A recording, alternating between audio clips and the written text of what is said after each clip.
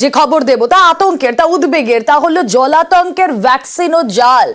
বাজারে নামী সংস্থার নকল ভ্যাকসিন। তেলেঙ্গানা সংস্থার দাবি তাদের তৈরি এই অভয় র্যাব জলাতঙ্কের বহুল ব্যবহৃত ভ্যাকসিন। এই অভয় র্যাব আর দেশ জুড়ে ছড়িয়ে পড়েছে অভয় র্যাব, নকল অভয় র্যাব। নকল ভ্যাকসিনের ব্যাচ নাম্বার KA24014। নকল ভ্যাকসিন ব্যবহারে মৃত্যুর আশঙ্কা, সতর্ক করেছে রাজ্য ড্রাগ কন্ট্রোল। কথা বলবো আমাদের প্রতিনিধি অভিজিৎ চন্দ্র রয়েছেন সঙ্গে। অভিজিৎ, দেশ জুড়েই নকল অভয় র্যাব ছড়িয়ে পড়েছে অ্যান্টি রেবিস ভ্যাকসিন। কি করে আমরা বুঝবো যদি কারোর এই ভ্যাকসিন দিতে হয় সে আসল নকলের পার্থক্য করবে কি করে?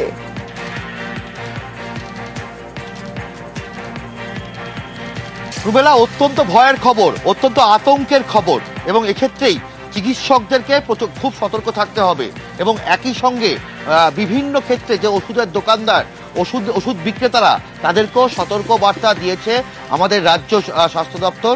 এমনকি গোটা দেশ জুড়ে এই সতর্ক বার্তা দেওয়া হয়েছে। কারণ জলাতঙ্ক এমন একটা রোগ, যে রোগে ভ্যাকসিন না দিলে প্রায় 100% মৃত্যু অবশ্যম্ভাবী। এবং জলাতঙ্কের ক্ষেত্রে এই অ্যান্টি র্যাবিস ভ্যাকসিন একদম অবশ্যম্ভাবী। এবং অ্যান্টি র্যাবিস ভ্যাকসিনের ক্ষেত্রে এই জনপ্রিয় ব্র্যান্ড এই অভয়া র্যাব। এই অভয় র্যাব হচ্ছে তেলেঙ্গানার হিউম্যান বায়োলজিক্যাল ইনস্টিটিউটের তৈরি করা এই ভ্যাকসিন। এবং সেই ভ্যাকসিনের একটা নির্দিষ্ট ব্যাচ নাম্বার KA24014। এই ব্যাচ নাম্বারের ভ্যাকসিন বা জলাতঙ্কের যে ইনজেকশন তা বাজারে জাল হয়েছে, নকল হয়েছে। এবং সেই কারণে এই ভ্যাকসিনকে ব্যবহার করতে অবিলম্বে বারণ করা হয়েছে। দেশ জুড়ে কোথায় কোথায় মূল ছড়িয়েছে, দিল্লি, মুম্বাই, লখনৌ, আহমেদাবাদের মতন জায়গায় এই অভয় র্যাব ভ্যাকসিন ছড়িয়ে পড়েছে। তবে রাজ্য সতর্ক, রাজ্য স্বাস্থ্য দপ্তর প্রত্যেক ওষুধ বিক্রেতাদেরকে সতর্ক বার্তা দিয়েছে। এবং একই সঙ্গে সরকারি হাসপাতালের যে সেন্ট্রাল মেডিকেল স্টোর, সেখানেও সতর্ক বার্তা জারি করেছে। রুমেলা, বেশ। জলাতঙ্কের ওষুধ এটি অত্যন্ত জীবনদায়ী। আমরা জানি জলাতঙ্ক 100% প্রাণঘাতী। অর্থাৎ কিনা জলাতঙ্ক একবার হয়ে গেলে তার কোনো চিকিৎসা নেই, ভ্যাকসিনই একমাত্র প্রতিকার। সেই জলাতঙ্কর নামী ব্র্যান্ডের জলাতঙ্ক যে ভ্যাকসিন বা রেবিস ভ্যাকসিন, সেটিও জাল হচ্ছে এবং সঠিক তাপমাত্রায় পরিবেশিত হচ্ছে না। তো সেক্ষেত্রে আমার মনে হয় যে অবিলম্বে স্বাস্থ্য দপ্তরে তাদের বিভিন্ন ওষুধ কোম্পানি ম্যানুফ্যাকচারিং সাইডে তারা গুড ম্যানুফ্যাকচারিং প্র্যাকটিস বা GMP সেটা ফলো করছেন কিনা দেখতে হবে, এবং ড্রাগ কন্ট্রোলকেও দেখতে হবে। আর এদিকে ড্রাগ কন্ট্রোলের পরীক্ষায় আরো ওষুধ ফেল করে গিয়েছে। প্রেশার, লিভার, ফুসফুস কি না রয়েছে তার মধ্যে। কেন্দ্রীয় ড্রাগ কন্ট্রোলের পরীক্ষায় একেবারে ডাহা ফেল। পরীক্ষায় ফেল 103টি ওষুধ এবং স্যালাইন। নামী কোম্পানির ওষুধ, স্যালাইন সেগুলো ফেল করে গিয়েছে। বেশিরভাগ ওষুধেই মিলেছে ক্ষতিকারক ব্যাকটেরিয়া। কয়েকটি ওষুধে রয়েছে শুধুই পাউডার। কথা বলবো, প্রতিনিধি অভিজিৎ চন্দ্র রয়েছেন সঙ্গে। অভিজিৎ, আতঙ্কের বোধহয় কোনো শেষ নেই। জলাতঙ্ক নিয়ে যখন আমরা কথা বলছি তখন আমরা দেখতে পাচ্ছি 103টি ওষুধ, তাও আবার নামী কোম্পানি, সেগুলোও জাল। নট অনলি ওষুধ, স্যালাইনও জাল।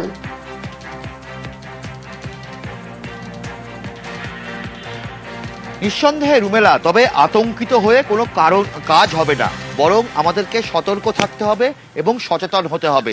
রাজ্য স্বাস্থ্য দপ্তর এই বিষয়ে বিজ্ঞাপনও দিয়েছে যে সতর্ক থাকুন, সচেতন থাকুন। অচেনা জায়গা থেকে যেন ওষুধ না কেনা হয় এবং বেশি ডিসকাউন্টের ফাঁদে যেন কেউ না পড়ে। কারণ যেভাবে গত মাসে আমরা দেখেছিলাম, যে গত মাসেও আমরা খবর করেছিলাম যে জানুয়ারি মাসে দেশ জুড়ে 145টা ওষুধ এইভাবেই নট অফ স্ট্যান্ডার্ড কোয়ালিটি, অর্থাৎ সঠিক গুণমানের নয়। আর গত ফেব্রুয়ারি মাসে দেশ জুড়ে 103টি ওষুধের ক্ষেত্রে central drug standard control authority CDSCO তারা বিভিন্ন রাজ্যের যে ড্রাগ কন্ট্রোলগুলোতে সেখানে এই ওষুধগুলো পরীক্ষা করে দেখেছেন যে 103টি ওষুধ সেগুলো সঠিক গুণমানের নয়।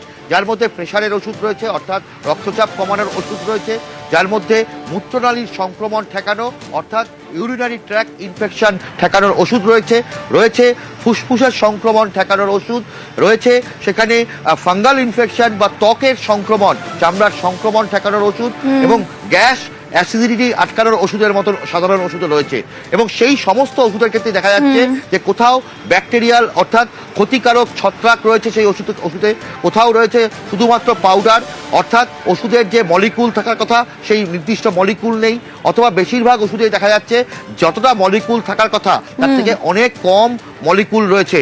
অর্থাৎ যেমন প্যান্টোপ্রাজল হয়তো 40 মিলিগ্রাম থাকার কথা, রয়েছে 10 মিলিগ্রাম। রোগীর কাজ করবে কি করে? রোগীর অবস্থা আরো খারাপ হবে, মানুষের অবস্থা বা সেই রোগীর শারীরিক অবস্থার আরো অবনতি ঘটবে সেই ওষুধ খেলে। ফলে বলাই যেতে পারে যে প্রত্যেককে সতর্ক থাকতে হবে এবং সচেতন থাকতে হবে। রুমেলা, বেশ, ওষুধটা কোনটা যে সঠিক আমরা তো নিজেরাই বুঝতে পারছি না। পেট খাচ্ছে তো আতঙ্কে তো রয়েছি, খেতে তো হচ্ছে, না খেয়ে তো কেউ থাকতে পারছে না, কিছু তো করারও তো নেই না। আমার বাড়িতে আমার মা রয়েছে বয়স্ক এজেড পার্সন।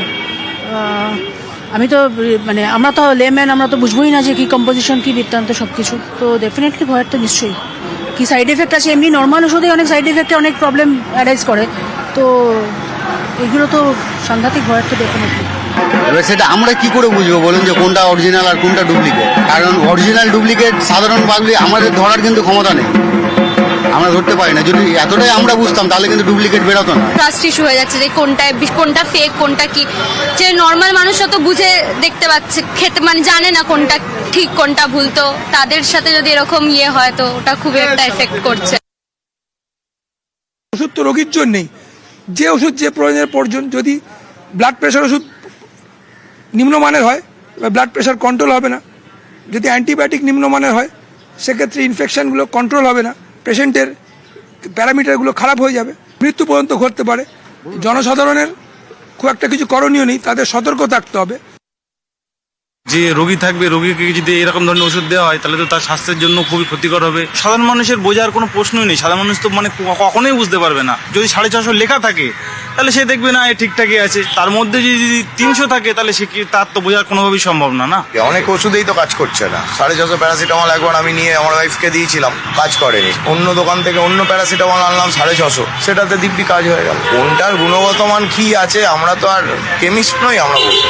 এখন যেটা লেখা আছে আমরা সেইটা দেখেই তো এখন তো আমরা খাচ্ছি। ফার্মাসির সম্বন্ধে আমরা অতটা ওয়াকিবহাল নই, যা লেখা আছে পাওয়ার দেখছি 450, সেই হিসাবে খাচ্ছি। এবারে কতটা কাজ করছে না করছে, ডাক্তারবাবু কিভাবে প্রেসক্রিপশন করছেন না করছেন সেই অনুযায়ী আমরা যে দেখছি যে হ্যাঁ কোনো ক্ষেত্রে কাজ করলো আবার কোনো ক্ষেত্রে কাজ করলো না। ভয়ের বলতে যে ডোজটা হিসাবে কিনে খাচ্ছি সেই ডোজটা যদি অ্যাকচুয়ালি না থাকে তাহলে সেটা ভয়ের থেকে বড় কথা হচ্ছে খুব একটা কাজে লাগবে না, মানে সেই একই মেডিসিন দেখা যাচ্ছে ডাবল খেতে হবে। জাল ওষুধ নিয়ে চিঠি রাজ্যের, জাল ওষুধ নিয়ে বিহার উত্তরপ্রদেশ সরকারকে চিঠি দেওয়া হয়েছে। জাল ওষুধের তদন্তে বিহার উত্তরপ্রদেশের যোগ, দুই রাজ্যের একাধিক জায়গায় জাল ওষুধের কারখানা এবং তা উল্লেখ করে প্রয়োজনীয় রিপোর্ট দেওয়ার আবেদন। আগামী সপ্তাহে দিল্লিকেও বিস্তারিত তথ্য দিয়ে চিঠি। কথা বলবো আমাদের প্রতিনিধি সোমরাজ বন্দ্যোপাধ্যায় রয়েছেন সঙ্গে। সোমরাজ,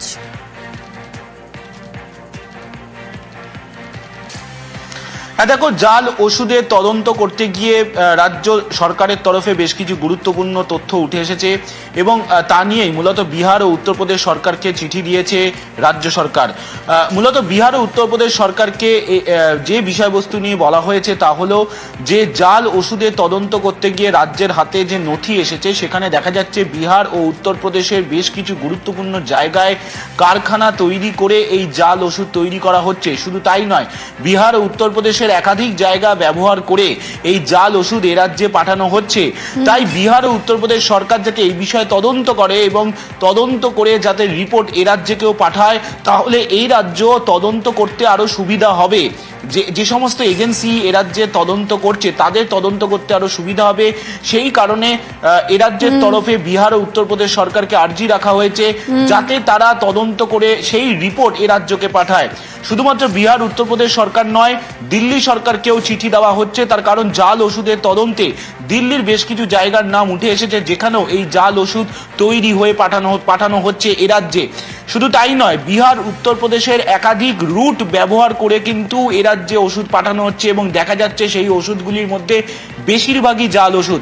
তাই আলাদা করে ড্রাগ কন্ট্রোল অথরিটিকেও চিঠি দেওয়া হয়েছে এ রাজ্যের ড্রাগ কন্ট্রোল অথরিটির তরফে, যাতে তারাও যাতে স্বতঃপ্রণোদিত হয়ে তদন্ত করে এবং সেই তদন্ত রিপোর্ট এ রাজ্যকে পাঠায়, তাহলে এ রাজ্যের ক্ষেত্রে সেটা অনেকটা সুবিধা হবে তদন্ত প্রক্রিয়া এগিয়ে নিয়ে যাওয়ার ক্ষেত্রে।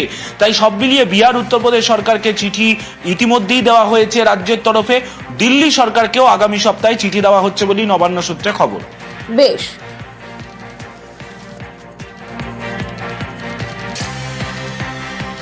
বৃহস্পতিবারই আমরা দেখিয়েছিলাম বিহার, হরিয়ানা, উত্তরপ্রদেশ থেকে জাল ওষুধ কিভাবে বড় বাজারে, সেটাও বাসে করে। দেখুন ডিটেল রিপোর্ট।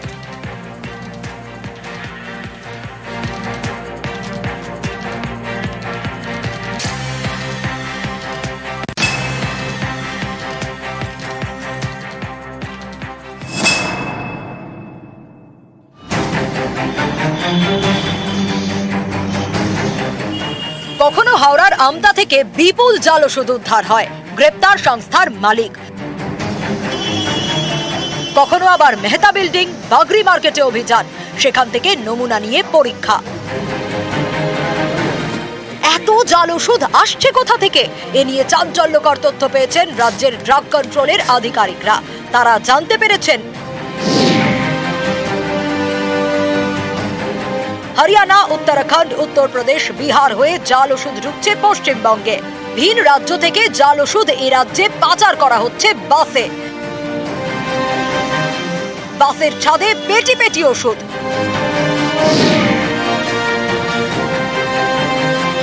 কোনোটা নামছে সাঁতরাগাছি, কোনোটা হাওড়া, কোনোটা বাবুঘাটে অথবা মহাজাতি সদনের কাছে পদ্মপুকুরে। এই সব জায়গা থেকে ওষুধ ঢুকছে বড় বাজারে। সেখান থেকে জাল ওষুধ ছড়িয়ে পড়ছে কলকাতা সহ নানা জায়গায়।